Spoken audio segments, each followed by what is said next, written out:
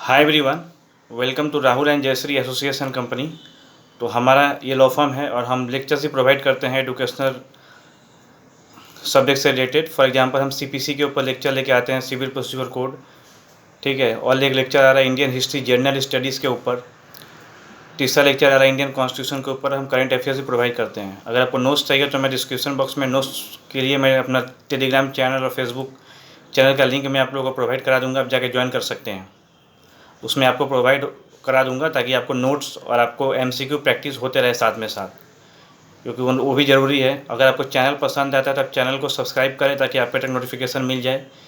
Share करें अपना दोस्तों के साथ, ये जो भी स्टूडेंट है, ताकि हम उनसे तक पहुँचे। लाइक करें, डिसलाइक करने का भी हक है, पर हमें बताइएगा ताकि हम वीडियोज़ को इम्प्रूव कर सकें। आपका कोऑपरेशन चाहिए तो आप शेयर और सब्सक्राइब कीजिए ताकि हम आपको हेल्प कर सकें। ठीक है, आज हम शुरू करते हैं। हाँ, और सब्सक्राइब करने के बाद बेल आइकन दबाइएगा ताकि आपके तक नोटिफिकेशन पहुँचे। बहुत स्टूडेंट बोलता है उनको तक पता नहीं चलता है या वीडियो मिलता नहीं है क्योंकि सब्सक्राइब नहीं किया है, बेल आइकन नहीं दबाया है सब्सक्रिप्शन लिंक में जाके।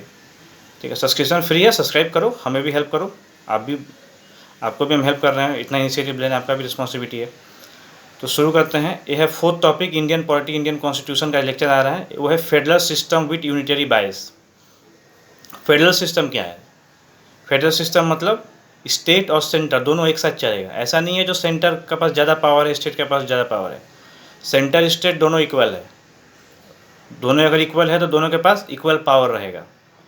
ठीक है, जैसे कि कॉन्स्टिट्यूशन ऑफ इंडिया में बोला गया है जो फेडरल सिस्टम का इम्पोर्टेंट चीज़ क्या है, इम्पोर्टेंट पॉइंट्स, जैसा कि 2 गवर्नमेंट, एक गवर्नमेंट स्टेट में, एक गवर्नमेंट सेंटर में।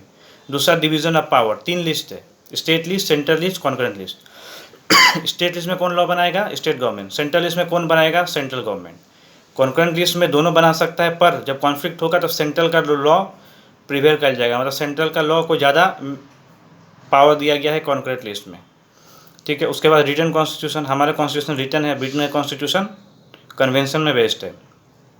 उसके बाद सुप्रीमेसी ऑफ द कॉन्स्टिट्यूशन, हमारा कॉन्स्टिट्यूशन सुप्रीम है।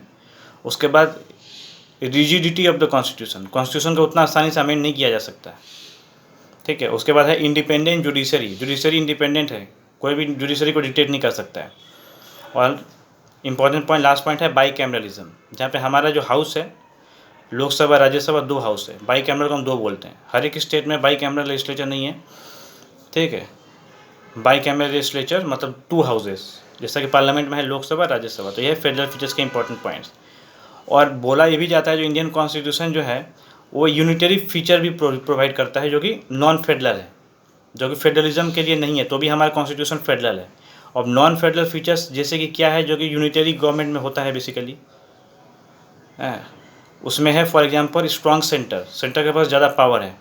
उस वजह से क्रिटिसाइज़ करते हैं जो हमारा कॉन्स्टिट्यूशन फेडरल है कि नहीं, पर हमारा कॉन्स्टिट्यूशन फेडरल है।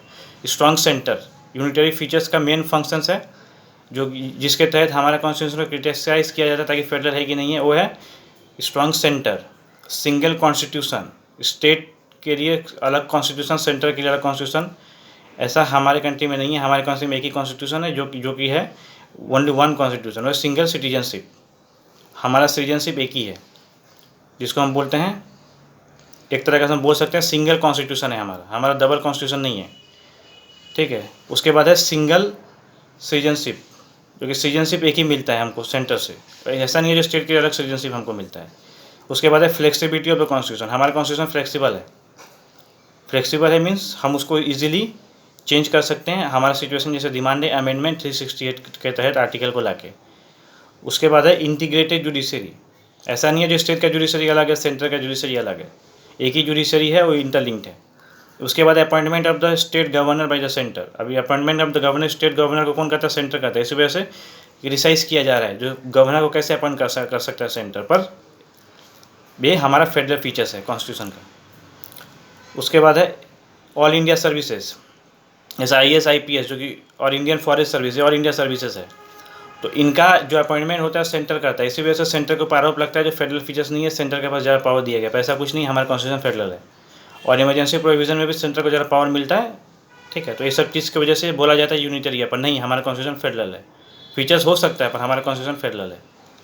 ठीक है, तो फेडरेशन कहीं पे भी मेंशन नहीं किया गया है हमारे कॉन्स्टिट्यूशन में, पर आर्टिकल 1 ये बात बोलता है जो यूनियन ऑफ स्टेट्स, मतलब हमारा कॉन्स्टिट्यूशन यूनियन है स्टेट्स का। इसके मतलब क्या हुआ?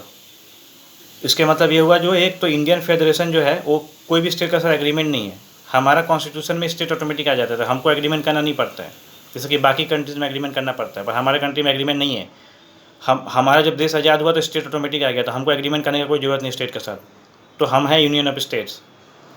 और दूसरा इंपॉर्टेंट पॉइंट, हमारा स्टेट्स को राइट नहीं है कंट्रीज अलग होने के लिए, राइट टू सिसीड नहीं दिया जाता है। हमारा कंट्री में कोई भी स्टेट अलग नहीं हो सकता, स्टेट को अलग होने का पावर हमारे में नहीं है, इसी वजह से हम बोलते हैं नो राइट टू सिसीड।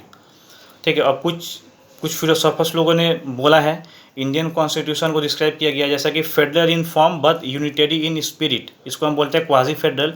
ये बोला गया था केसी वियर के द्वारा। ठीक है। और दूसरा एक स्कॉलर है जो बोले थे हमारे कॉन्स्टिट्यूशन के बारे में, फेडरलिज्म के बारे में, बार्गेनिंग फेडरलिज्म, ये बोले थे मॉरिस जोन्स ने। ठीक है। और कोऑपरेटिव फेडरलिज्म बोले थे ग्रैनविल ऑस्टिन ने। और एक स्कॉलर है जो कि हमारा फेडरलिज्म के बारे में बोले थे, वो है फेडरेशन विथ सेंट्रलाइजिंग टेंडेंसी, ये बोले थे आइवरी जेनिंग्स ने। ठीक है। तो ये है federal system with unitary bias, federal system के ऊपर लेक्चर है कॉन्स्टिट्यूशन का। अगर आपको चैनल पसंद आता है, आप चैनल को सब्सक्राइब कीजिए, बेल आइकन को दबाइए ताकि आप तक नोटिफिकेशन पहुँचे। सब्सक्रिप्शन कंप्लीट हो जाएगा, फ्री है। शेयर कीजिए लेक्चर्स को ज़्यादा से ज़्यादा ताकि हम ज़्यादा से ज़्यादा आदमी तक पहुँचे। लाइक कीजिए, अगर पसंद आता है डिस्क्राइब करने का भी पूरा हक है, पर हमें बताइएगा। ठीक है। Thank you for listening and watching. All the best, take care, bye bye, thank you, Jai Hind.